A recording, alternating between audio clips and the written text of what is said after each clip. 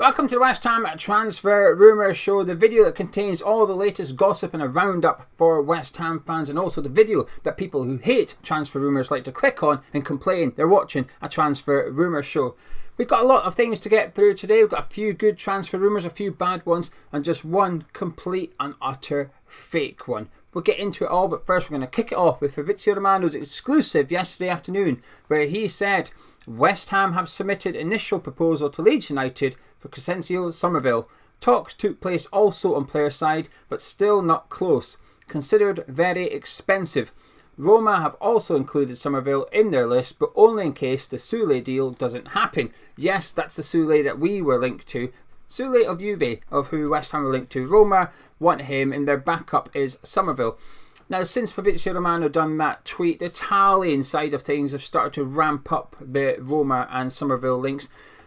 They think they're going to get him for 20 million euros, not even pounds, euros.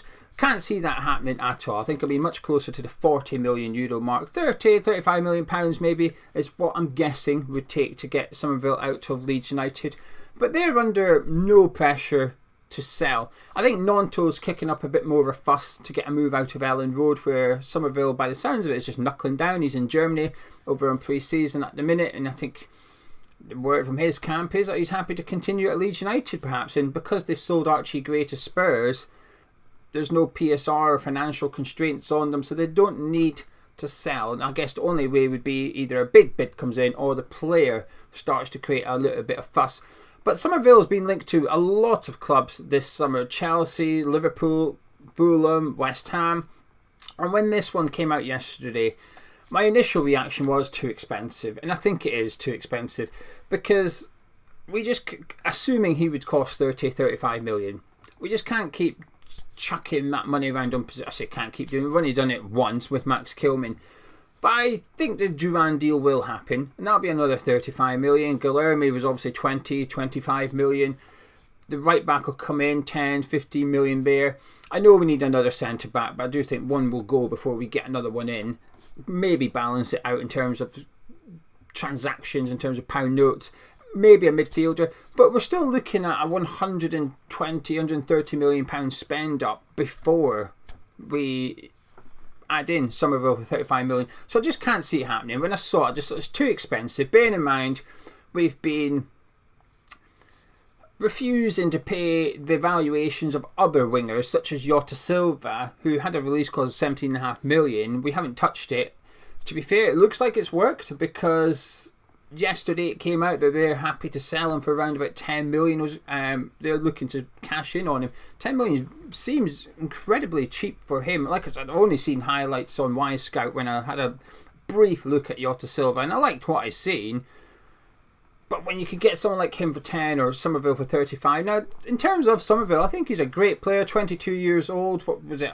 And had a look, 31 goals and assists last season for Leeds United in Championship. I remember him in the Championship 2 seasons ago, thinking he looked young, a bit raw, a bit green, needed to learn and develop his game, and I thought he struggled at times in the Premier League, but he was only 20 years old at that point.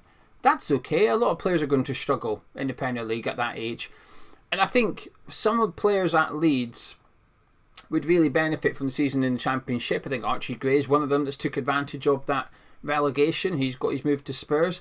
I think Nanto perhaps needed that season in Championship as well, and I definitely think Summerville and also Rutter, I think them two in particular really needed it. But it's worked out well for those players individually. Obviously not so much for Leeds failing to get promoted, although I think they'll get promoted this coming season, depending on the outgoings of their two wingers, of course. But I think with Summerville, great player, but when I watched Leeds last season, I feel like I watched them quite a bit. There were some games he was the best player on the pitch by a mile. He was just man of match, head and shoulders, no doubt about it.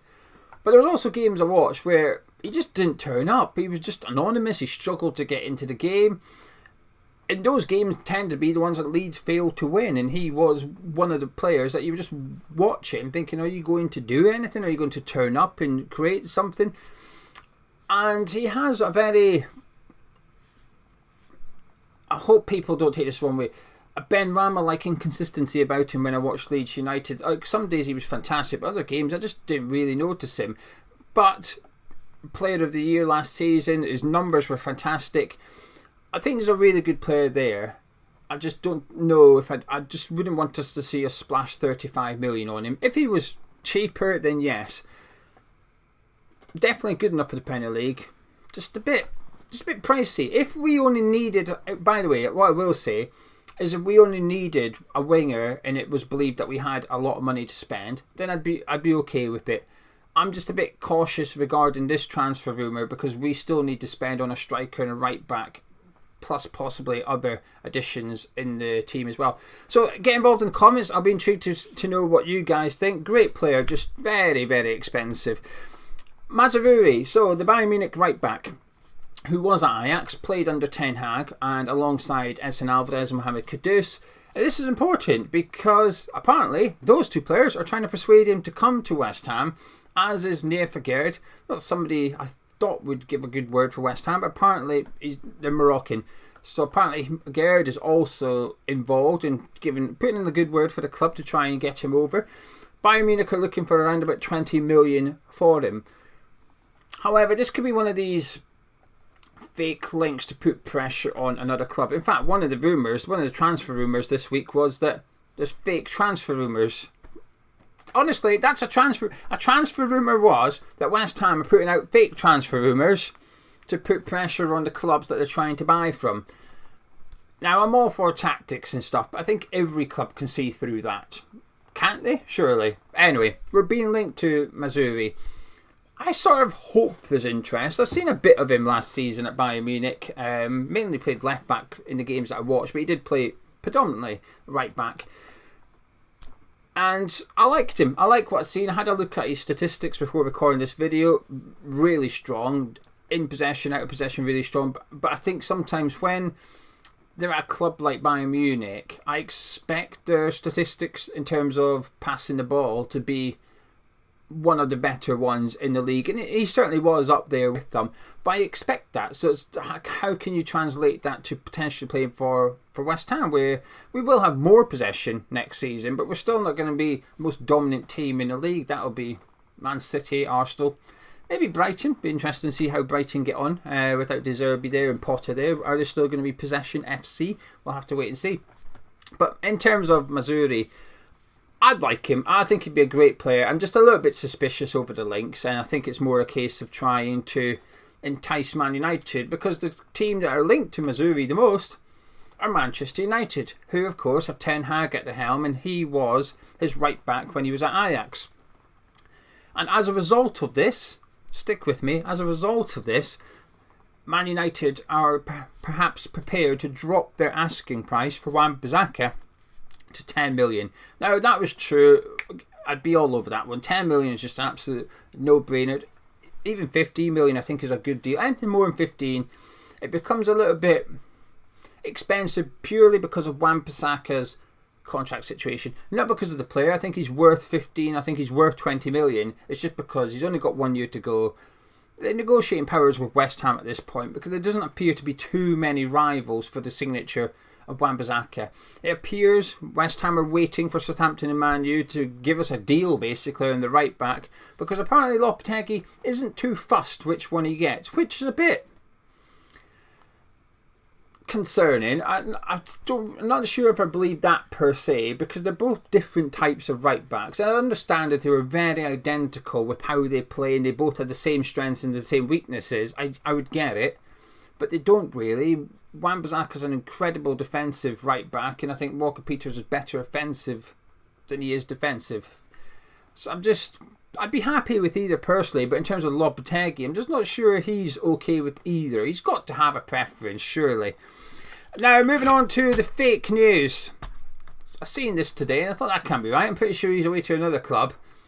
He's definitely going to that club. Dobvik, the Girona striker, Ukrainian striker, who I have to say was one of the most disappointing players at the Euros for me. I haven't seen much of him. Prior to playing in Spain, he was playing in Ukraine. Got his move to Girona, bagged last season. What was it? 24 goals in 36 games plus 8 appearances, and he's scored considerably before that season as well. So it's not just a one-off. So we got linked to him today, and I'm pretty sure he's away to Atletico Madrid because of the Morata transfer. He is. He's away to Atletico Madrid for €40 million. They're just sorting out the payment structure. So Dobvik to West Ham, fake news.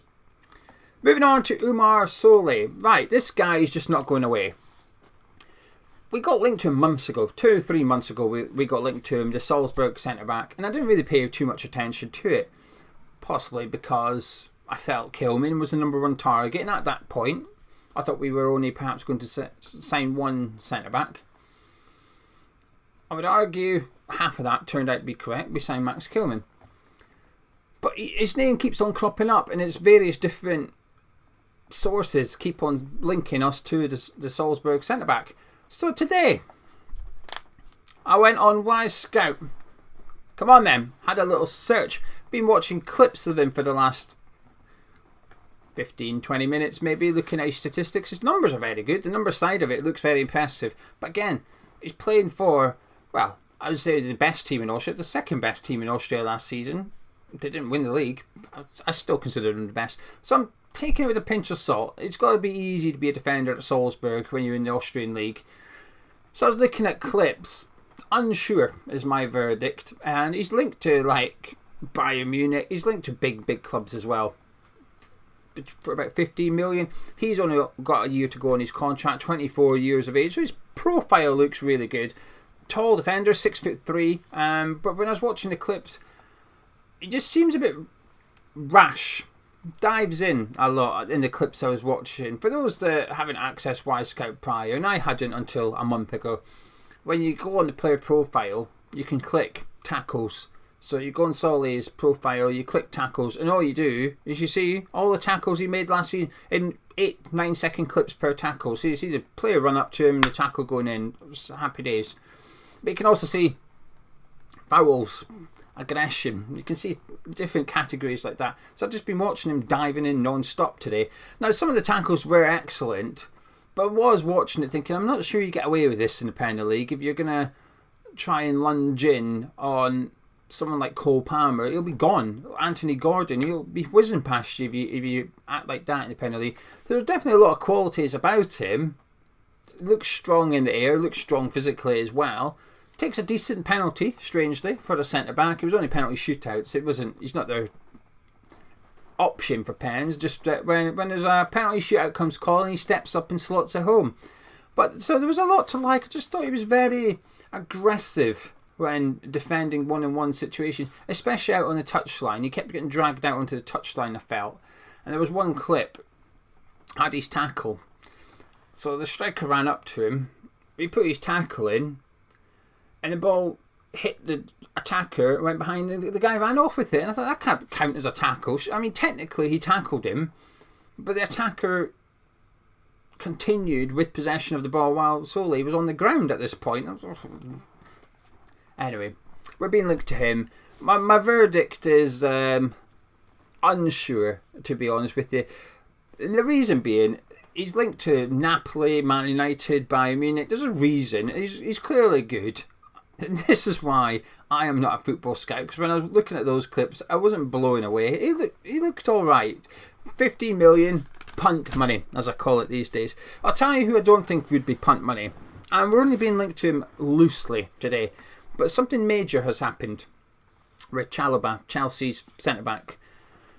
Can obviously play right back as well. He can cover various different positions. And that's the one thing about Mazraoui as well. Can comfortably play left back. Not just cover left back. He can be a left back. So a bit like Aaron Hickey. Good at right back, just as good at left back. But with Chalobah, now here's the interesting part. He hasn't gone on pre-season tour. So the Chelsea squad have gone. And he ain't on it. They're trying to force him out, basically. He's been a bit picky. Chalobah's been a bit picky about where he's going to go. And Chelsea want to sell him badly. So they haven't taken him on a pre-season tour. Now, in a game of chicken, for those that watched yesterday's video, this gives you an advantage.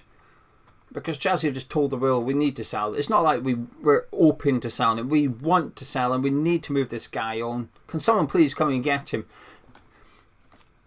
I think he's really good. I'm a big fan of Chalobah, actually. I don't know what the price tag is, but I'd imagine it just got cheaper in the last 24 hours after discovering he's not going on a pre-season tour. And if he's entered in around the 20 million mark or south of it, I'd be all over it.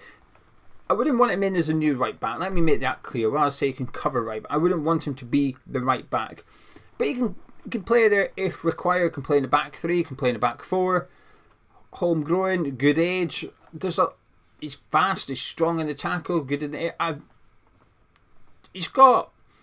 I don't think there's too many weaknesses to his game, Chalobah. I do think he'd be a fantastic signing for whoever gets him.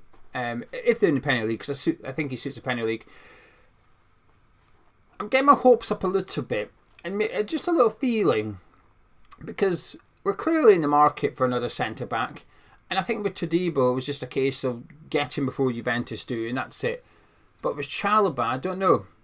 Just got a hunch that we might make a move for him, and I'm hoping we do, because while we're not under pressure to get homegrown players this summer making on, we do have to keep an eye on it, especially with one eye towards next summer with what's happening next summer. And I think he would just eradicate a little bit of that problems. And this is what Kilman is. Kilman is a long-term homegrown player. We need players like that. Ward-Prowse, despite what you think of him, will likely be a long-term homegrown player for us. And if we can get Chalobah in, that's another one. And then suddenly the homegrown players have gone from the older players like Creswell, Antonio and Ings. It's starting to get a little bit younger. So it's all very well bringing the age profile of the squad down. But I think there's almost like a subtopic here, which is what's the age profile of the homegrown players. Because you want longevity with them. And I think Chalobah would give us that. A couple of random bits of news, and that is that Michail Antonio, Vladimir Sufan, Tom Souček are in pre-season training now. They're in America. They've joined up with the rest of the team, so we could and should expect to see them playing against Crystal Palace and Wolves, which is £8 if you want to watch both games. £5 you only want to watch one, or £10 you don't take advantage of the bundle deal. So the club are charging, but you can watch them. Alex Garcia, remember him? He joined Bayer Leverkusen.